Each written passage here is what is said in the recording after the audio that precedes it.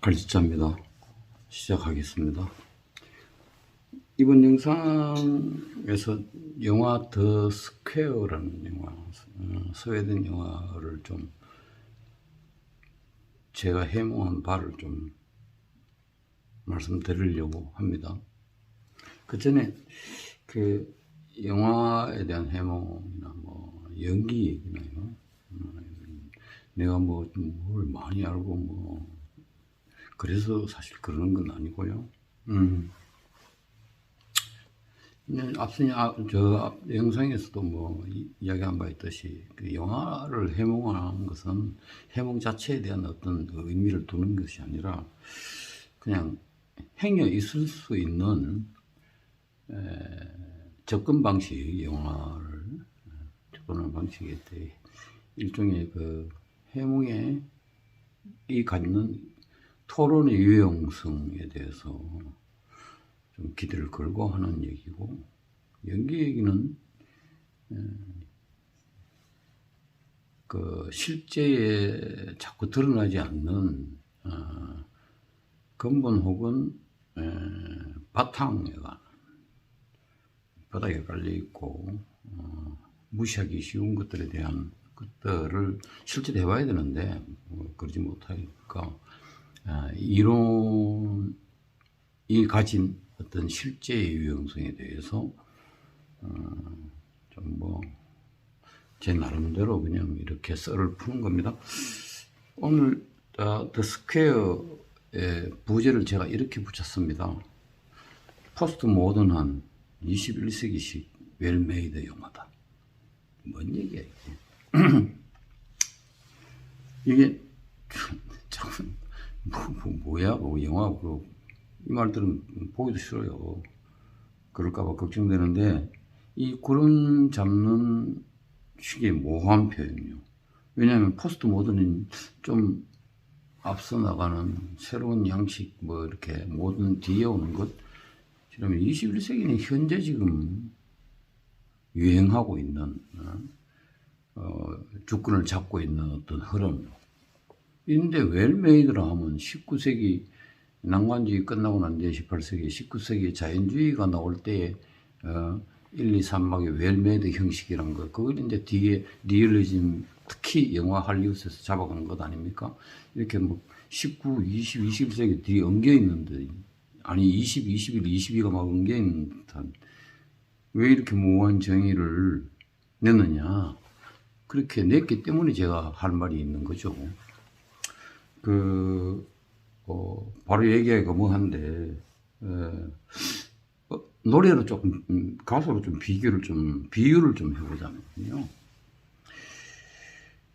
바바라 스트라이젠트가 20세기에 일종의 판이 짜여진 어느 부분에서 저음으로 가다가 어느 부분에서 이제 피크를 치서 고음으로 가고 내리막길을 그 다음에 다시 가서 종기를 짓고 하는 식의 대가라면 뭐 이건 순전히 제가 몇 개 들은 노래를 가지고 하는 얘기예요. 우리나라에 승정아라는 싱어송라이터가 있어요. 제가 듣기에는 몇 노래는 틀림없이 그랬습니다. 요즘의 형식으로 바라볼 때 파괴적이었어요. 어디서 소리를 질러야 될지도 모르겠고, 몇 개는 아예 안 그런 것도 있고, 뭐 그냥 정말 포스트 모던하다 이렇게 얘기를 해야 되나? 노래가 작사 자체가, 작곡 자체가 그렇더라. 중간에 끼어 있는 게 셀렌 디옹이, 이건 내가 무작위로 그냥 이렇게 한 거예요. 그냥 비유해 보는 겁니다. 더 스퀘어의 모호한 표현을 좀 이렇게 부가 설명하려고. 다 그런 건 아니고 몇 개의 노래가 그렇습니다. 이게 좀 이런 식이에요. 포스트 모던한 21세기식 웰메이드 노래다. 몇 개의 노래가 그렇습니다. 시시한 얘기고요. 더 스퀘어가 여기에 좀 속하지 않을까, 굳이 비유를 하자면 그런 생각이 들어서 잠깐 얘기해 봤고요. 이 영화 더 스퀘어는 2019년에 스웨덴 영화, 만들어진 스웨덴 영화인데, 찾아봤더니, 영화를 보고 찾았지, 이거 찾고 난 뒤에 영화 봤다는 얘기는 아니고, 칸 영화제에서 뭐 황금 종려상을 받았더라고요. 상 받은 게 중요한 건 아니고 그렇더라는 얘기고. 제가 이 영화를 보면서 이 감독이 어떤 소재는 차치하고 어떤 궤적을 가지고 있느냐 봤더니 인간이 가지고 있는 오만함 있죠.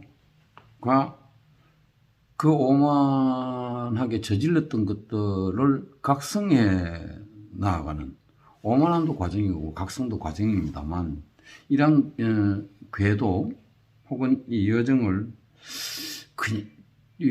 그려냈는데 그 자체가 별로 대단한 건 아닌 것 같은데 요걸 배치하는 능력이요.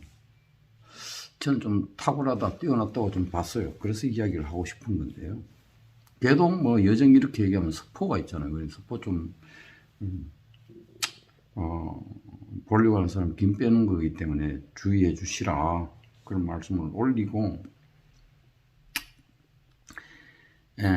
궤도나 여정 뭐 이걸 좀 이렇게 과정을 좀 이렇게 계속 올리면 주인공 얘기를 별 수 없이 해야겠죠.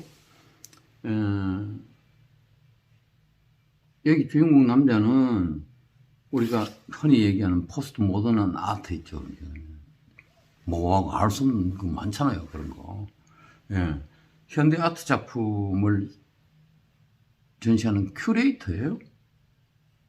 그리고 아이들 셋하고 같이 사는데, 부인하고는 이혼을 했는지, 별걸 했는지, 뭐 그런 건, 영화가 밝히는 바는 없고요.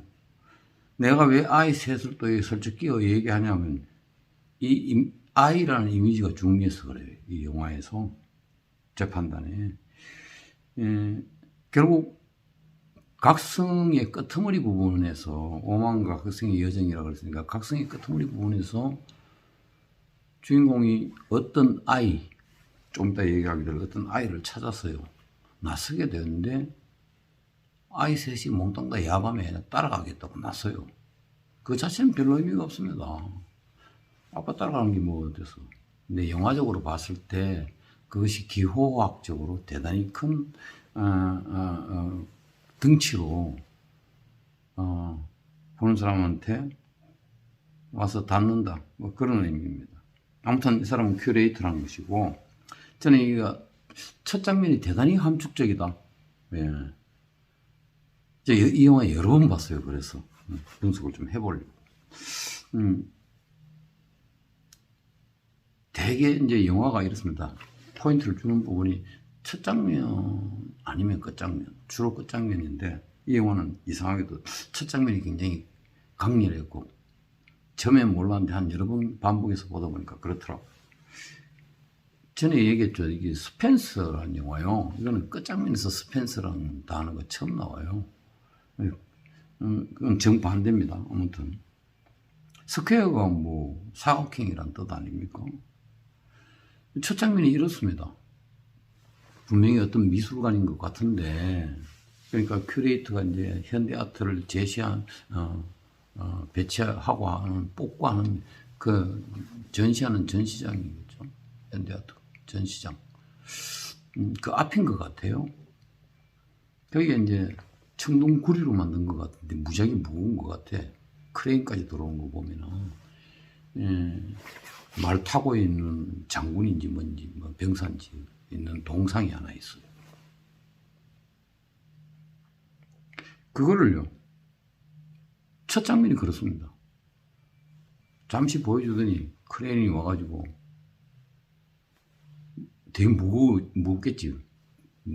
버쩍 들어가지고 그냥 옆으로 팽개쳐버리니까 그게 막 깨지기도 하고 막 그래요. 그리고 그것이 뭐 어쨌든 설명도 없고, 그게 끝이에요, 그냥. 그러니까 내 말로는 그냥 소멸돼요, 그 장면은. 그런데 드러내고 났더니 선이 나와요. 사각형의 선이 딱 나옵니다. 그러니까 드러나는 것이 선이고 그것이 스퀘어 사각형이고 드러냈으니 안은 비어있죠. 그래서 기하학적으로 제가 좀 표현을 해보자면 이 청동상을 철거하는 것은 이 행위는 철거하는 행위란 기표가 있고 이 기표는요 결국은요 어마어마하게 많은 기의를 담보하고 있다. 이 안에 오만함이 막 담기고 그 안에서 말하자면은 오만함을 마치 청동상 이거 철거하듯이 부셔버리고 각성이란 것이 들어선다 하는 하나의 영화 전체를 관통하는 이미지로 다가왔습니다. 근데 여기에 담기는 이게 기표라고 그랬으면 사각형이 아주 구체적이고 이 영화의 직접적인 기의는요 오만과 각성의 여정 속에서 기의는요 뜬금없이 영화 중간 장면에서요 뜬금없이 그 전쟁터 같은 것을 방불시키는 공간 안에다가 막 안개에 휩싸이고 뭐 먼지가 있고 뭐 이런 데서 길을 잃은 듯한 아이 하나가요 사각형이 딱 그려져 있는데 그 안에 서거든요. 이것도요 중간에 뜬금없이 그냥 한 컷으로 이렇게 생성됐다가 그냥 소멸돼요. 저는 요것과 아까 얘기했던 자기 아이들 셋과 이제 조금 이따 얘기할 이 아이요 찾아 나서는 아이하고 굉장히 관련되어 있고 이것이 뭔가 해석을 기다리고 있구나 이런 생각을 했습니다. 아이란 게 뭡니까? 좀 그러니까 요즘 아이들은 안 그런지도 모르겠는데 순수하잖아요. 어쨌든 순백하고 어쩌면 내가 어른이지만 어른의 근원은 아이죠. 누구든지 아이를 닦을 거니까. 그때는 사회성이 물들기 이전이고요. 호기심이 많을 때고요. 천진난만하고요. 그런 의미에서 내가 어른이 되는데 성장하게 되는 바탕이란 거죠. 한강 소설가 한강의 표현에 따르면 이 순백함이나 순수함은 뭐라 그러냐 육체로 따지면 일체의 군더더기가 제거된 것들 그런 의미의 존재의 어떤 원초적 근원 이게 이제 여기 아이의 어떤 기의로 아이는 기표라면은 기의로 등장을 한다. 자, 구체적으로 얘기하기 이전에 아까 방금 전에서 말씀드렸듯이 뜬금없이 전쟁터를 방불케 하는 거기에 그냥 아이가 들어선 게 그냥 끼어든다 그랬잖아요. 그냥 그러니까 우연히 쑥 들어왔다가 손을 내버리고 그 자체에 대해서 이타저타 말도 없다. 이건 영화 전개상 이러한 뜬금없는 어떤 삽입이요. 저는 이게 감독의 능력이라고 저는 보는데 그것은 누군가는 읽게 만드는 걸 기대하는 거겠죠.